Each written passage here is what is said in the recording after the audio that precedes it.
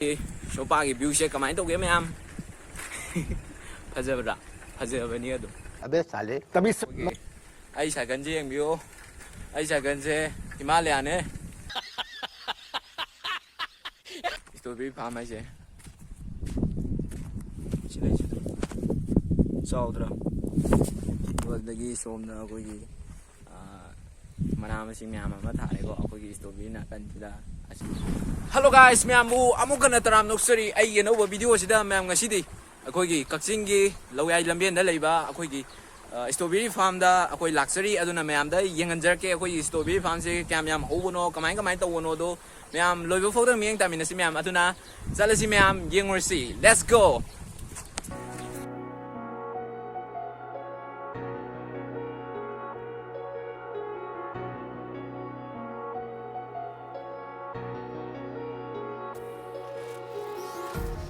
Empty hearts and neon lights, they're playing with my mind. Gotta get out of here tonight. Oh, I wanna run off and fly. And I'll tell ꯁꯤ ꯂꯩꯔꯦ ꯑꯩꯈꯣꯏꯒꯤ ꯂꯧꯌꯥꯏ ꯂꯝꯕꯦꯟꯒꯤ ꯑꯩꯈꯣꯏꯒꯤ ꯄꯣꯠ ꯆꯩ ꯃꯅꯥ ꯃꯁꯤꯡ ꯃꯌꯥꯝ ꯑꯃ ꯊꯥꯔꯦ ꯑꯩꯈꯣꯏꯒꯤ ꯁꯣꯔꯣꯛꯀꯤ ꯅꯥꯀꯟꯁꯤꯗ ꯑꯗꯒꯤ ꯁꯣꯝꯁꯦ ꯂꯧꯕꯨꯛ ꯉꯥꯛꯇꯅꯦ ꯑꯩꯈꯣꯏꯒꯤ ꯂꯧꯕꯨꯛꯁꯤꯗ ꯆꯨꯖꯥꯛ ꯃꯌꯥꯝ ꯑꯃ ꯊꯥꯔꯦ ꯍꯜꯂꯣ ꯒꯥꯏꯁ ꯑꯩꯈꯣꯏꯒꯤ ꯁꯣꯄꯥꯒꯤ ꯚ꯭ꯌꯨꯁꯦ ꯀꯃꯥꯏꯅ ꯇꯧꯒꯦ ꯃꯌꯥꯝ ꯐꯖꯕ꯭ꯔꯥ ꯐꯖꯕꯅꯤ ꯑꯗꯨꯝ अबे साले तभी ꯑꯩ ꯁꯥꯏꯀꯜꯁꯦ ꯁꯤ ꯂꯩꯁꯦ ꯑꯩꯈꯣꯏꯒꯤ ꯑꯩ ꯁꯥꯏꯀꯜꯁꯦ ꯌꯦꯡꯕꯤꯌꯨ ꯑꯩ ꯁꯥꯏꯀꯜꯁꯦ ꯍꯤꯃꯥꯂꯌꯥꯅꯦ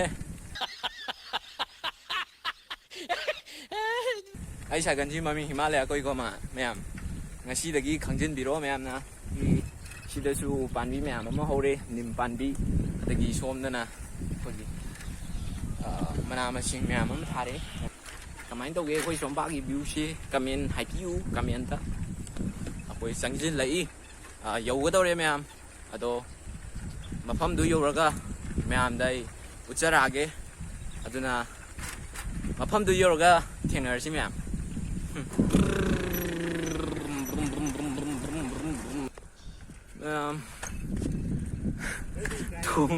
थोंग लोलमे प्रैंक हो गया आपके साथ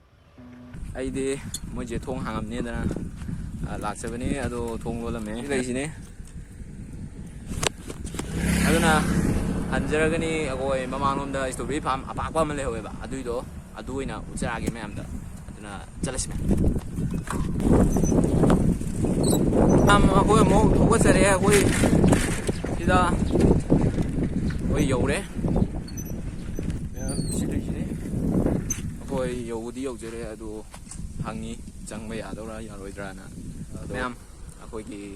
ꯃꯄꯨꯅ ꯌꯥꯅꯤ ꯆꯪꯉꯣ ꯌꯦꯡꯕ ꯌꯥꯅꯤꯅ ꯑꯩꯈꯣꯏꯒꯤ ꯄꯔꯃꯤꯁꯟ ꯄꯤꯔꯦ ꯑꯗꯨꯅ ꯆꯪꯖꯔꯒꯦ ꯃꯌꯥꯝ ꯑꯗꯣ ꯄꯨꯟꯅ ꯌꯦꯡꯃꯤꯟꯅꯔꯁꯤ ꯃꯌꯥꯝ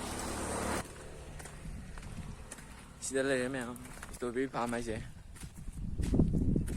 ꯃꯌꯥꯝ ꯀꯃꯥꯏꯅ ꯇꯧꯒꯦ ꯁꯤ ꯂꯩꯁꯤꯅꯦ ꯌꯦꯡꯕꯤꯌꯨ ꯑꯩꯈꯣꯏꯒꯤ ꯁꯤꯗ ꯁ꯭ꯇ꯭ꯔꯣꯕꯦꯔꯤ ꯃꯌꯥꯝ ꯑꯃ ꯊꯥꯔꯦꯀꯣ ꯑꯩꯈꯣꯏꯒꯤ ꯐꯥꯔꯝ ꯇꯧꯔꯒ ꯁꯤ ꯂꯩꯁꯦ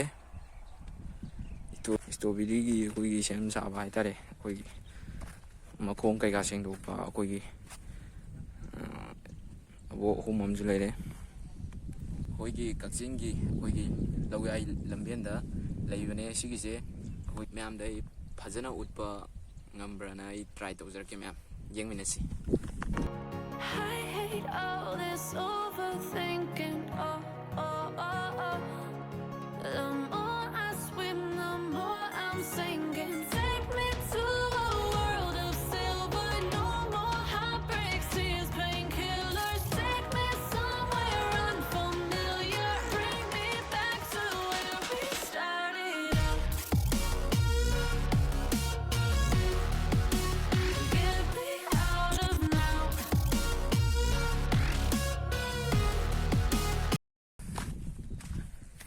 ꯃꯌꯥꯝ ꯑꯃ ꯂꯩꯔꯦ ꯁꯤꯗ ꯑꯗꯒꯤ ꯁꯤꯗ ꯑꯩꯈꯣꯏꯒꯤ ꯄꯨꯈ꯭ꯔꯤ ꯑꯃꯁꯨ ꯂꯩꯔꯝꯃꯦ ꯃꯌꯥꯝ ꯌꯦꯡꯕꯤꯌꯨ ꯇꯨ ꯁꯤꯗ ꯑꯃꯨꯟꯕ ꯑꯃ ꯌꯥꯎꯔꯦ ꯁꯤ ꯂꯩꯁꯦ ꯁꯤꯒꯤ ꯈꯨꯆꯥꯎꯁꯦ ꯌꯦꯡꯉꯣ ꯂꯩꯁꯤꯗ ꯆꯥꯎꯗ꯭ꯔꯥ ꯁꯤꯁꯦ ꯑꯩꯈꯣꯏꯒꯤ ꯆꯥꯔꯗꯤ ꯌꯥꯝ ꯍꯥꯎꯗꯧꯕꯅꯤ ꯍꯥꯎꯗꯧ ꯌꯥꯝ ꯃꯥꯜꯂꯦ ꯂꯩꯁꯦ ꯇꯣ ꯏꯁꯇ꯭ꯔꯣꯕꯦꯔꯤ ꯇꯨ ꯎꯔꯕ ꯇꯨ ꯑꯩꯈꯣꯏꯒꯤ ꯏꯁꯇ꯭ꯔꯣꯕꯦꯔꯤ ꯐꯥꯔꯝꯁꯦ ꯌꯥꯝ ꯐꯖꯕꯅꯤ ꯇꯣ ꯑꯗꯨꯗꯒꯤ ꯁꯣꯝꯅ ꯑꯩꯈꯣꯏꯒꯤ ꯃꯅꯥ ꯃꯁꯤꯡ ꯃꯌꯥꯝ ꯑꯃ ꯊꯥꯔꯦꯀꯣ ꯑꯩꯈꯣꯏꯒꯤ ꯏꯁꯇ꯭ꯔꯣꯕꯦꯔꯤ ꯅꯥꯀꯟꯁꯤꯗ ꯑꯁꯤꯅ ꯑꯩꯈꯣꯏ ꯇꯣꯝꯆꯣꯠꯁꯟꯅꯦ ꯂꯩꯁꯦ ꯇꯣ ꯑꯗꯣ ꯒꯥꯏꯁ ꯃꯌꯥꯝ ꯑꯩꯈꯣꯏ ꯊꯣꯛꯆꯔꯒꯅꯤ ꯃꯐꯝꯁꯤꯗꯒꯤ ꯑꯗꯨꯅ ꯑꯩꯈꯣꯏ ꯊꯣꯛꯉꯥꯏꯒꯤ ꯑꯩꯈꯣꯏ ꯔꯦꯗꯤ ꯂꯩꯖꯔꯦ ꯑꯗꯨꯅ ꯊꯣꯛꯆꯔꯅꯤ ꯃꯌꯥꯝ ꯑꯗꯨꯅ ꯑꯩꯈꯣꯏ ꯆꯠꯂꯉꯥꯏꯒꯤ ꯔꯦꯗꯤ ꯂꯩꯖꯔꯦ ꯃꯌꯥꯝ ꯑꯗꯨꯅ ꯊꯣꯛꯑꯁꯤ ꯃꯌꯥꯝ ꯑꯩꯈꯣꯏ ꯊꯣꯛꯆꯔꯛꯂꯤ ꯉꯁꯤꯒꯤ ꯑꯩꯈꯣꯏꯒꯤ ꯀꯩꯅꯣ ꯇꯧꯕꯁꯦ ꯍꯥꯏꯗꯤ ꯏꯁꯇ꯭ꯔꯣꯕꯦꯔꯤ ꯐꯥꯔꯝ ꯂꯥꯛꯄꯁꯦ ꯀꯔꯤ ꯐꯥꯎꯕꯤꯒꯦ ꯏꯁꯇ꯭ꯔꯣꯕꯦꯔꯤꯁꯤ ꯐꯖꯗ꯭ꯔꯣ ꯈꯤꯇꯪꯗꯤ ꯋꯥꯠꯂꯤ ꯈꯜꯂꯤ ꯃꯌꯥꯝ ꯑꯩꯈꯣꯏ ꯍꯟꯖꯔꯒꯅꯤ ꯌꯨꯝꯗ ꯑꯗꯨ ꯁꯤꯗꯩ ꯈꯔ ꯏꯁꯇ꯭ꯔꯣꯕꯦꯔꯤ ꯈꯔ ꯂꯩꯈ꯭ꯔꯒꯦ ꯍꯜꯂꯣ ꯒꯥꯏꯁ ꯃꯌꯥꯝ ꯑꯩꯈꯣꯏ ꯊꯣꯛꯆꯔꯛꯂꯦ ꯑꯩꯈꯣꯏꯒꯤ ꯏꯁꯇ꯭ꯔꯣꯕꯦꯔꯤ ꯐꯥꯔꯝꯁꯤꯗꯒꯤ ꯑꯗꯣ ꯉꯁꯤꯒꯤꯗꯤ ꯑꯩꯈꯣꯏꯒꯤ ꯁꯤꯗ ꯂꯨꯄꯥ ꯌꯥꯡꯈꯩꯒꯤ ꯈꯛꯇ ꯂꯩꯖꯔꯛꯂꯦ ꯑꯗꯣ